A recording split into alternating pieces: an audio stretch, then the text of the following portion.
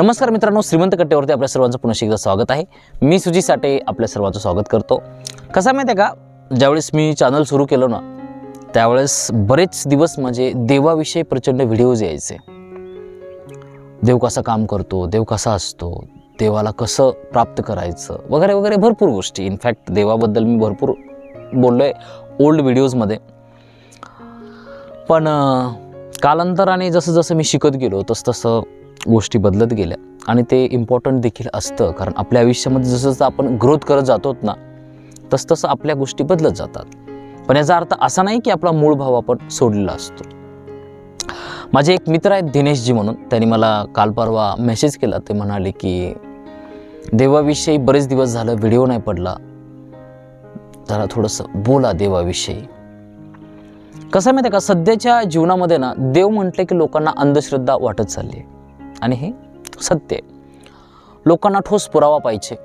लोकांना जोपर्यंत आपण तो एव्हिडन्स सादर करत नाही तोपर्यंत त्या गोष्टीची सत्यता दिसत नाही। इनफॅक्ट देवाविषयी बोलणं म्हणजे हा व्यक्ती मागास आहे असं लोकांचं मत होतं।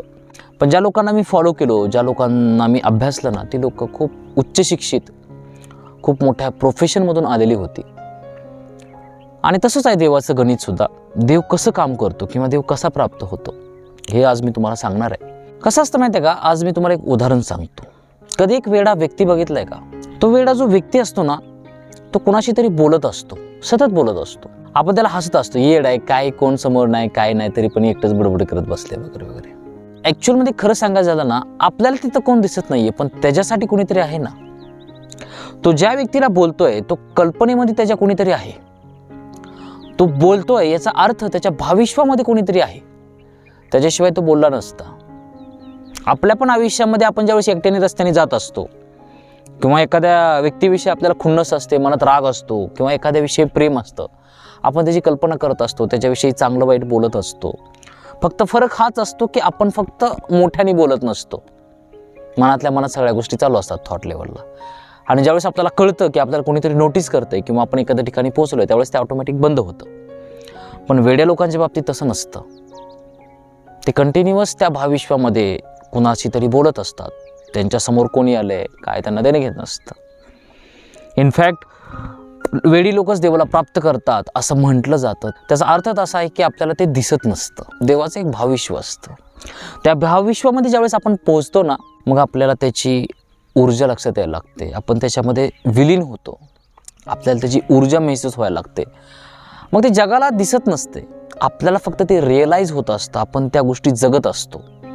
पण जगाला सांगायला गेलं ना की जग आपलं थट्टा उडवतं, आपल्याला मूर्खात काढतं, हा तू लय शहाणा आहे जा। त्याच्यामुळे जगाला सांगता येत नाही, ते फक्त अनुभवण्याची गोष्ट आहे। ज्यावेळेस एखादी आई मुलाला जन्म देते ना आणि ते मूल वाढत असतं ना, मग घरात कुठे जरी पाऊल जरी वाजले ना तिला वाटत असते की आपला मुलगा चालत चाललाय, किंवा कुठे जर एखादं मूल रडलं ना तिला भास होतो की यार माझाच मुलगा रडतोय। म्हणजे तिच्या त्या भावविश्वामध्ये ना मूल तिचं ते बसलेलं असतं, ते सोडून त्याला दुसरं काहीच दिसत नाही। घरात पाऊल जरी वाजले तरी आपला मूल आला वाटतं। सतत तिला तिच्या भावविश्वामध्ये त्याचा भास होत असतो। आणि तोच भास ज्यावेळेस आपण त्या भक्ती मार्गामध्ये जातो त्यावेळेस आपल्याला देवाप्रती होत असतो। तुम्ही जर तुकोबारायांचे अभंग बघितलेत ना, सगळे त्या भावविश्वातून जन्मात आलेले आहेत। हेची दान दे गा देवा तुझा विसर न व्हावा। देवा असं दान दे की तुझा विसर नाही पडला पाहिजे। आता ॲक्च्युअलमध्ये देव तर आपल्याला कुठं दिसत नाही, मग तुकोबाराय कुणाला मागतायत ते मागणं की देवा तुझा विसर पडू देऊ नको। हे तेव्हाच आपल्याला लक्षात यायला लागतं ज्यावेळेस आपण त्या भावविश्वामध्ये एंटर करतो। जोपर्यंत आपण ती गोष्ट अनुभवत नाही तोपर्यंत आपल्याला त्याच्यामधलं ते गणित आहे किंवा त्याच्यामधलं जे मॅजिक आहे, जादू आहे ना, ते आपल्याला नाही कळणार। आपण बुद्धीने किती जरी तर्क लावत बसलो, किती जरी गोष्टी करत बसलो ना, आपण तिथपर्यंत नाही पोहोचू शकणार। तो विषय खूप लांबचा आहे।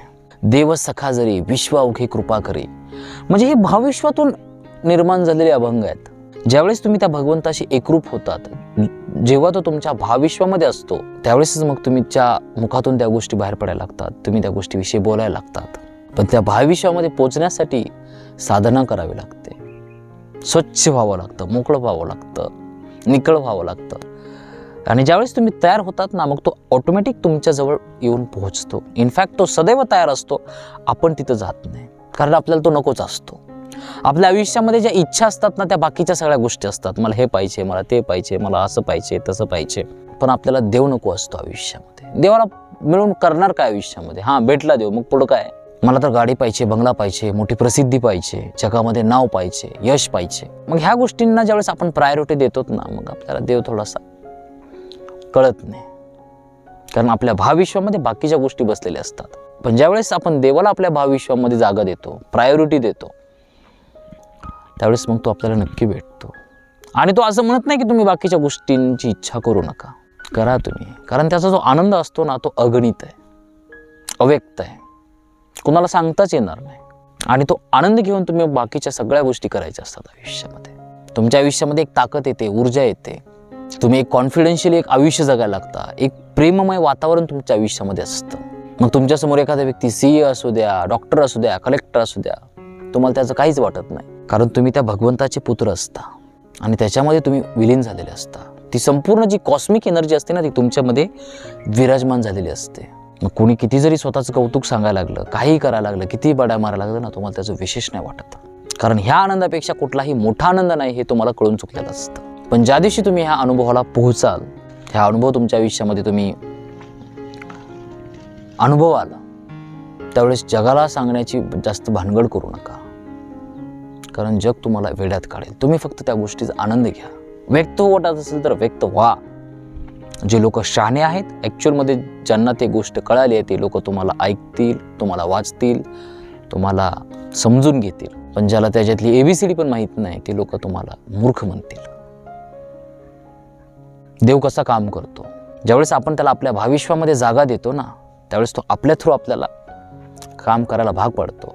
आपल्यामध्ये ती करुणा, ते प्रेम जन्माला येतं आणि ते उगाच येत नाही. त्याला निमित्त तो असतो आणि मग तो आपल्याकडून सगळी कामं करून घेतो.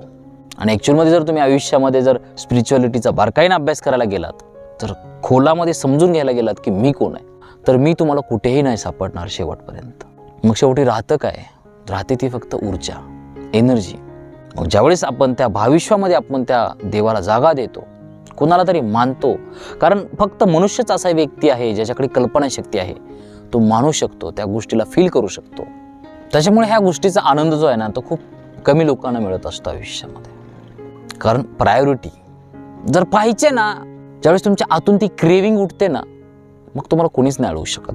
पण तेवढं ते तुमच्यामध्ये ते असलं पाहिजे, त्यावेळेसच मग ह्या सगळ्या गोष्टी घडू शकतात. आणि ही अनुभवायची गोष्ट आहे. तुम्हाला जर मी विचारलं की गुलाबजामुन कसं आहे, तुम्ही कितीतरी सांगितलं गोड आहे. गोड म्हणजे कसं? जोपर्यंत तू खाणार नाही तोपर्यंत तुला कळणार नाही, असं तुमचं शेवटला उत्तर येतं. तसंच ते देवाच्या बाबतीत पण आहे. आणि ह्या गोष्टी बोलायला मी थोडंसं टाळतो, कारण हा ज्याच्या त्याच्या अनुभवाचा विषय आहे. पण जर कोणाला पर्सनली ह्या गोष्टी समजून घ्यायच्या असतील, जाणून घ्यायच्या असतील, तर तुम्ही मला मेसेज करू शकता. त्याबद्दल मी तुम्हाला थोडंसं सांगू शकतो. पण ह्या गोष्टी सगळ्यांसाठी शेअर करणं हे तेवढं पॉसिबल नाही आहे. कारण लोकांना ह्या गोष्टी म्हणजे अंधश्रद्धेच्या किंवा खूप वेगळ्या वाटायला लागतात. त्यामुळे ह्या गोष्टी मी बोलणं टाळतो. पण माझ्या आयुष्यामध्ये ते जे सगळं आहे ते मी जगायला कधीही चुकत नाही. कारण त्याचा आनंद वेगळा आहे. आणि तो भेटल्यानंतर तुम्ही काही करा आयुष्यामध्ये, मुक्त व्हा, भारी बना, काही करा, खूप आनंद मिळतो तुम्हाला. आणि तिथूनच ॲक्च्युअलमध्ये आयुष्याला आनंदाला सुरुवात होते. माणूस मुक्त होतो. पण ती एक प्रवास असतो, तो आपल्याला पार करायचा असतो. आय होप की आज माझ्याकडून तुम्हाला बऱ्यापैकी ऐकायला मिळालं असेल. जर व्हिडिओ आवडला असेल तर व्हिडिओला लाईक करा, शेअर करा. तुमच्या जर काय प्रतिक्रिया असतील तर त्या देखील मला कमेंट बॉक्समध्ये नक्की सांगा. Thank you so much for watching this video. God bless you. Bye.